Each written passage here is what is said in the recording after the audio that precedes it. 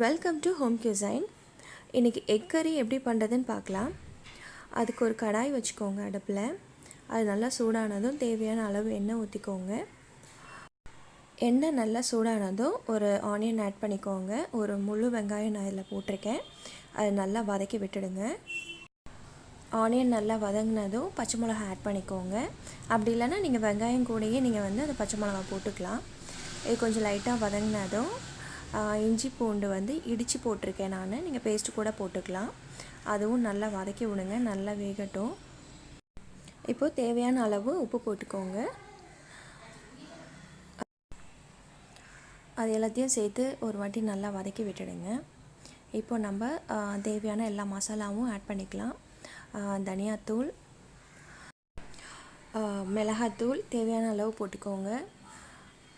அப்புறம் மஞ்சள் தூள், கரம் மசாலா இது எல்லாத்தையும் சேர்த்து நல்லா வதக்கி விடுங்க.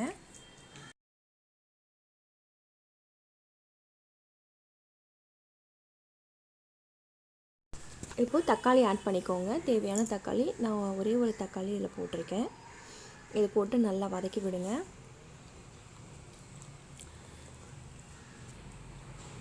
தக்காளி நல்லா வதங்கிடுச்சு.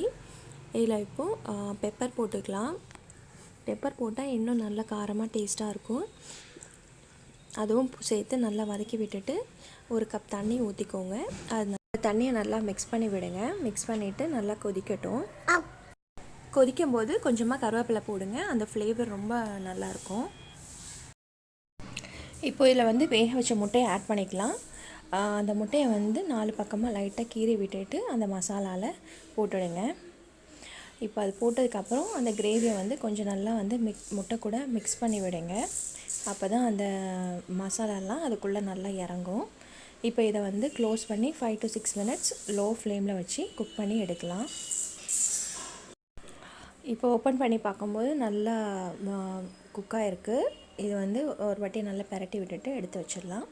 இப்போது டேஸ்டியான எக் கறி ரெடி ஆகிடுச்சு. இது தோசை, சப்பாத்தி, ஆப்பம், ரைஸ் கூடலாம் ரொம்ப நல்லாயிருக்கும். கண்டிப்பாக ட்ரை பண்ணுங்கள். கமெண்ட் பண்ணுங்கள். சப்ஸ்கிரைப் பண்ணுங்கள்.